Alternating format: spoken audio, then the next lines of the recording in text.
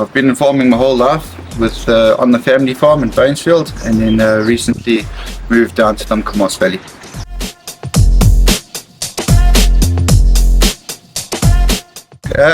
Gee whiz, yeah, it's a very good employer. I mean, it brings in a lot of seasonal labour.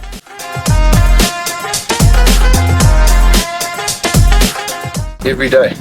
It's just waking up every day not knowing what to expect. Are you going to have a good day or a bad day? Are you going to have a sunny day or a hailstorm? So you learn to appreciate every single day. So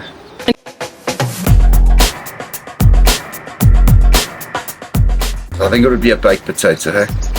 Yeah, definitely a baked potato.